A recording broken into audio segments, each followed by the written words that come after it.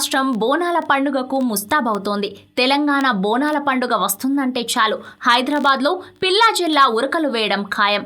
ఆ సంబురమే వేరు. ప్రాంతీయ పండగల్లో బోనాల పండుగకు ఉన్న ప్రత్యేకతే వేరు. నెల రోజుల పాటు సాగే ఈ ఉత్సవాలను తెలంగాణ ప్రభుత్వ అధికారికంగా జరపనుండటం మరో ప్రత్యేకత.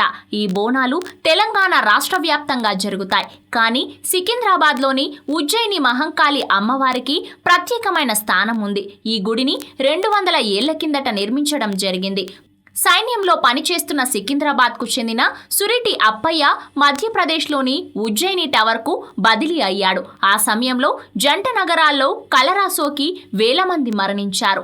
అప్పుడు అప్పయ్య ఉజ్జయినిలో శ్రీ మహంకాళి దేవిని దర్శించి కలరా వ్యాధి నుంచి కాపాడితే సికింద్రాబాద్లో విగ్రహ ప్రతిష్ఠ చేయించి ఆలయం నిర్మిస్తామని కోరుకున్నాడు. 1815లో కలపతో అమ్మవారి విగ్రహాన్ని చేయించి ప్రతిష్ఠించారు. ఇక అప్పటి నుంచి ఇప్పటికీ అంగరంగ వైభవంగా ఉజ్జయిని మహంకాళి బోనాల ఉత్సవాలు జరుగుతుంటాయి.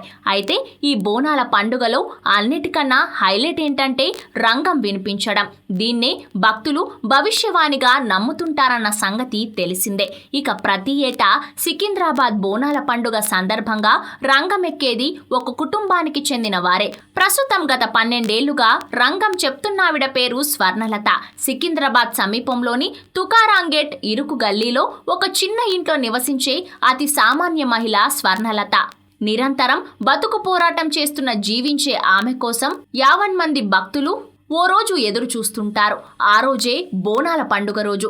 ఏడాదికొక్క రోజు వినిపించే ఆమె భవిష్యవాణి మరికొద్ది రోజుల్లో మరోసారి వినిపించబోతున్న సందర్భంగా ఆమె గురించి సవివరంగా తెలుసుకుందాం. చిన్నతనంలోనే 1997లో ముత్యాలమ్మ గుడిలో ఆమెకు కత్తితో పెళ్లి జరిపించారు. ఎంతో సందడిగా ఆ పెళ్లి జరిగింది. ఆ తర్వాత ఆవిడ జీవితం మహంకాళి అమ్మ సేవకే అంకితమైంది. 10వ తరగతి వరకు చదువుకున్న అప్పటి నుంచే భవిష్యవాణి వినిపిస్తుండటం విశేషం. స్వర్ణలత వారిది ఏర్పుల వంశం. మొదట ఏర్పుల జోగమ్మతో రంగం మొదలైంది. ఆ తర్వాత ఏర్పుల బాలమ్మ, ఏర్పుల పోషమ్మ, ఏర్పుల బాగమ్మ ఈ సాంప్రదాయాన్ని కొనసాగించారు. 1996 వరకు స్వర్ణలత అక్క ఏర్పుల స్వరూపారాణి రంగం ఎక్కి భవిష్యవాణి వినిపించారు. అక్కతో కలిసి స్వర్ణలత గుడికి వచ్చేదట. ఆమె వారసత్వంగానే 1997 నుంచి నేటి వరకు ఈ సాంప్రదాయాన్ని కొనసాగిస్తూ ఉన్నారు స్వర్ణలత. వారి తండ్రి ఏర్పుల నరసింహ అమ్మవారి గుడి దగ్గర పంబజోడు వాయించేవారు. స్వర్ణలత అమ్మ ఇస్తారమ్మ తండ్రితో పాటు గుడికొచ్చి జేగంట మోగించేది. అమ్మా నాన్నలు చనిపోయారు. ఇప్పుడు ఇంట్లో పిన్ని, వదిన, తమ్ముళ్లతో కలిసి ఉంటున్నారు స్వర్ణలత. మాతంగి అంటే ఎవరు ఇల్లు ఇవ్వడానికి ముందుకు రారు. అతి కష్టం మీద ఒక చిన్న కిరాయి ఇంట్లో బతుకుతున్నారు రంగం వినిపించే స్వర్ణలత. నేను అతి సాధారణ టైలర్ అని చెప్పుకుంటారు స్వర్ణలత. ఏ రోజుకు ఆ రోజు పని చేస్తే తప్ప ఆమెకు పూట గడవదు. రవికెలు ఇతర దుస్తులు కుడుతుంది. నెలకు 1500 కూడా రావు. తమ్ముడు దినేష్ ఎలక్ట్రీషియన్. ఇద్దరు కష్టపడితే తప్ప ఇల్లు గడవదు. దేవస్థానం వారు నెలకు 3000 స్వర్ణలతకు ఇస్తున్నారు. ఆ కుటుంబంలో పుట్టే ఆడబిడ్డలంతా అమ్మవారికే అంకితం. ఇప్పటి వరకు మాతంగులైన వాళ్ళంతా స్వర్ణలతతో సహా పెళ్లిళ్లు చేసుకోకుండా తమను మహంకాళికి సమర్పించుకున్నారు.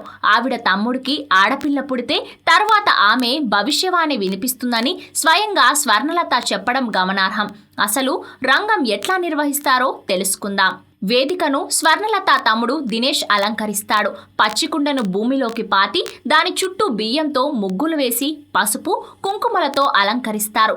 ఆ సమయంలో కొత్త బట్టలు పెట్టి రంగం వినిపించే స్వర్ణలతకు ఒడిబియ్యం పోసి ఎదుర్కొని వస్తారు.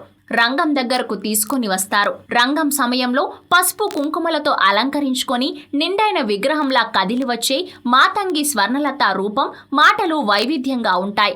ఆమె సాధారణ జీవితానికి పూర్తిగా భిన్నంగా ఉంటాయి. ఆ చివరి అంకంలో 15 నిమిషాల పాటు భవిష్యవాణి వినిపిస్తుంది. ఆమె చెప్పే ముచ్చట కోసం వేల మంది ప్రజలు ఎదురు చూస్తుంటారు. దేవాదాయ శాఖ ఆమెకు నెలకు 3000 చొప్పున గత 12 ఏళ్లుగా వేతనం అందిస్తున్నారు. ఇక రంగం రోజున ఆమెకు నచ్చిన పట్టుచీర, పసుపు, కుంకుమను దేవాలయం తరఫున సమర్పించడం జరుగుతుంది. ఉజ్జయిని మహంకాళి ఆలయంతో పాటు సికింద్రాబాద్ పరిధిలోని మరికొన్ని ఆలయాల్లోనూ ఆవిడే రంగం చెప్తుంటుంది. ఇక్కడ చాలా మందికి తెలియని విషయాన్ని మీడియాకు స్వర్ణలత స్వయంగా తెలిపారు. అదేంటంటే రంగం వినిపించడానికి ఆలయం దగ్గరకు నన్ను తీసుకువస్తారు, ఆ తర్వాత ఏం జరుగుతుందో నాకు తెలియదు అంటూ పలుసార్లు ఆమె తెలపడం గమనార్హం.